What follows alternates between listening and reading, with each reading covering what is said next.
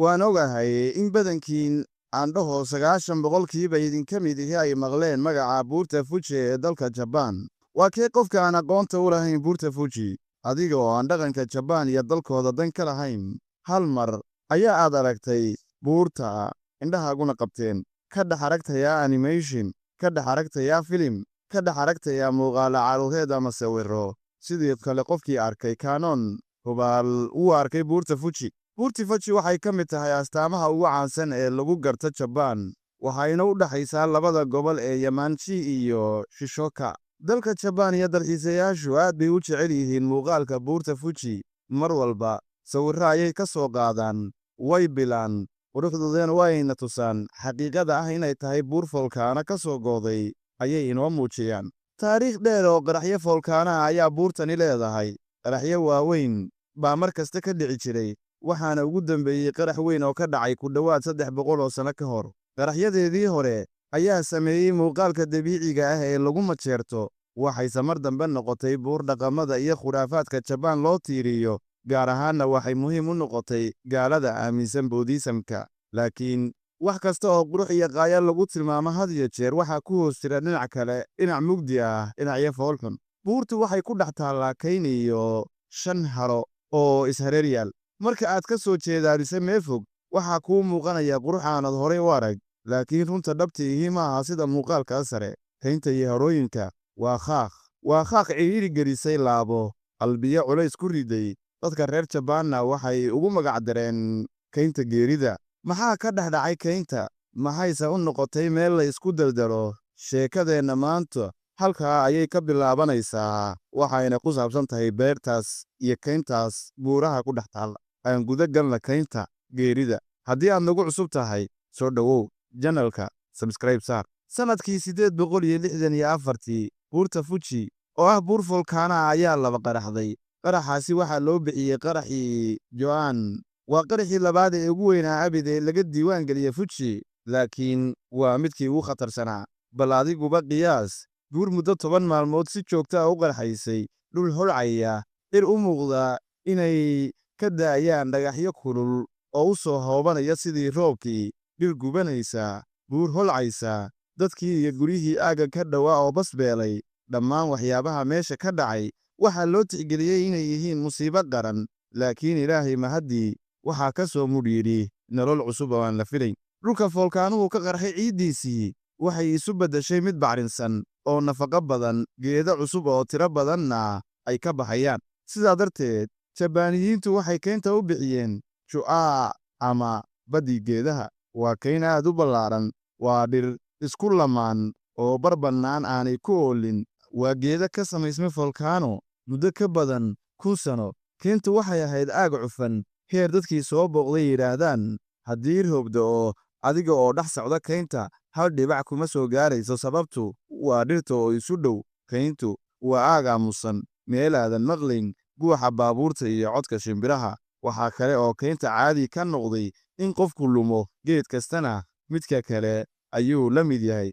Sidaa darteed, qof kasta oo gudaha u gala waxa uu dhexda ku sii xidhaa xadhig si uu ugu noqdo dibadda oo uusan ugu dhex lumin. Kayntu waa cabsi, kayntu waa mugdi, kayntu waa cidlo, waa baaxad aan dhammaad lahayn. Waqti kadib, kaynta khuraafaad ayaa lagu baray cawaanta halkaa ku nool ee aan Allihii uumay rumaysnayn. Waxay aamineen inay ku jiraan ilaahyo iyo arwaax barakaysan. Halkaas ayayna ka bilaabanaysaa sheekada murugada ah. Dad badan ayaa doortay inay nolosha kaynta ku dhammeeyaan, kuna dhintaan gudaheeda. Waxay isticmaali jireen hab ay ugu yeedhaan harakirli, macnaha waa inay jeexaan calooshooda si ay ugu dhintaan sharaf iyo cibaado. Qof kasta oo ku kaca gaf weyn ama ceeb u horseeda qoyskiisa ama dagaal lagaga adkaado, waxa uu imaan jiray kaynta si uu u dhinto. In sidaas qof sameeyo, Jabaaniyiintii hore ma aysan u arki jirin khalad, ee waxay u arki jireen geesinimo. Qoladaa kadibna, nooc kale oo dada ayaa bilaabay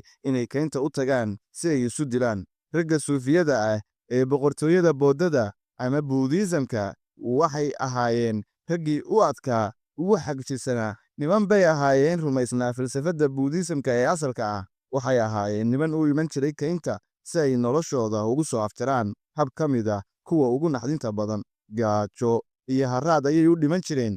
Waxay isgelin jireen xaalad isgaajaysiin ah, kuna sii jiri jireen maalmo badan ilaa ay u naf waayaan gaajo iyo oon. Waxay ku kalsoonaayeen si buuxda, kalsooni aan shaki lahayn, in ruuxdoodu dib ugu soo noqon doonto dunida ayada oo daahir ah. Dadka hadday ahaayeen kuwo suufiye ah iyo kuwo ceebka carar ahaa, kuwa inta aan midna ahayn oo kaynta isu diri jiray oo qudha isku dhaafin jirayna waa ay jireen. Kuwan aan hadda ka hadlaya, kuwa hore ayaa u noqonaya caana kugu daatee, bal ayagana qisadooda ila dhegeyso. Sanadkii 1933, gabar la odhan jiray Matsumoto Kayoko ayaa dhex qaaday kaynta, waxayna isdishay kadib markay isku riday bud foolkaanuhu sameeyey oo gundheer cadaabna ay ka hoosayso. Waxay sidaa u samaysay kadib markii dadku ogaadeen inay xiriir jacayl la lahayd mid ka mid ah hablaha ay isku fasalka ahaayeen. Waa markii insaanku dhaqnaa ee waxa yaqiiqsiga leh ee Ilaahay inaga xarrimay ee uu fuxshiga ku tilmaamay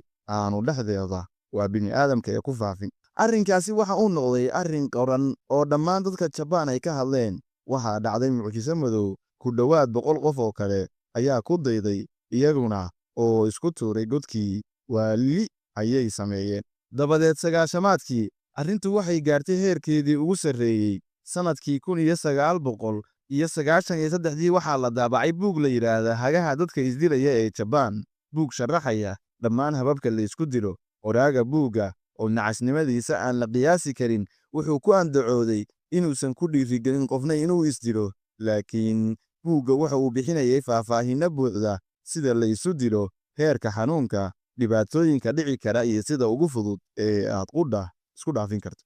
Buuggaas in ka badan 1 milyan oo nuqul ayaa la iibiyey. Sababtu ma aha inuu buuggu wanaagsan yahay ama macluumaad fiican ku dhex qoran yihiin, laakiin dad badan ayaa u gatay si ay u helaan sida ay isku dilaan. Dowladda Jabaan xilli dambe ayay ogaatay buugga, waana la mamnuucay, laakiin daabacaaddiisa ayaa korodhisay tirada dadka doonaya inay isdilaan. Markii hore tiradu waxay ahayd 17.1 qof oo u dhiganta 100,000 oo qof. Sanadkii 1995 ayay noqdeen 25.3. Sanadkii 1998 koror gaaray 48 boqolkiiba ayaa dhacay. Muddo 3 sano ah oo keliya ayaa 48 boqolkiiba dad dhan ay Jabaan qudha isku dhaafiyeen. Dhammaadkii sagaashameeyadii, Jabaan waxay ku jirtay waxa loo yaqaan qarnigii isdilka. Dhaqaale xumo, shaqo la'aan, cadaadis nafsi ah, bulsho xiriir taariikhi ah la leh dhaqanka isdilka, isla markaana aan haysan diinta iyo wacyigii ka joojin lahaa. Dhakhtar Jabaani ah oo magaciisu yahay Takashi Yoshitimo ayaa wareystay dad kale kaynta si ay isu dilaan, balse nasiib wanaag laga badbaadiyey. Intooda badanna waxay yidhaahdeen kayntu aad bay u cufan tahay, waa sida jid aan laga soo noqon karaynin. Haddaad gasho, qofku wuxuu ogaan karaa inaad dhimatay oo keliya. Tirada dhimashadu waxay noqotay sida jawaan afka laga furay oo kale. Oo bilowgii 2000, tirada jidhadhka laga dhex helay kaynta waxay gaarayeen heer aan horey loo arag. Sanadkii 2002 waxaa laga dhex helay 78 qof. Kii 2003 105 qof ayaa laga helay. Markuu internetka soo baxay, sheekadu waxay noqotay mid si degdeg ah u faafaysa, ayna danaynayaan dadka jecel siraha qarsoon iyo lokeyshinada naxdinta leh ee dunida ku yaala. Dhammaadkii sanadkii 2017 waxaa kaynta tegay YouTuber dad badani garanayaan oo lagu magacaabo Loan Paul. Loan wuxuu u baxay kaynta isaga iyo asxaabtiisa si ay uga soo duubaan muuqaal. Xilliga kayntu waxay ahayd mowduuc aad xasaasi u ah marka laga hadlayo dalka Jabaan iyo isdilka. Loan Paul wuxuu halkaas u tegey isagoo filaya inuu arko raadad ka hayay dadkii halkaa isku dili jiray. Wuxuu islahaa, waxaad arki doontaa tiindhooyin, dhar iyo alaabo kale oo caddayn u ahayd in dadka soo galay kayntu ay doonayeen inay isdilaan.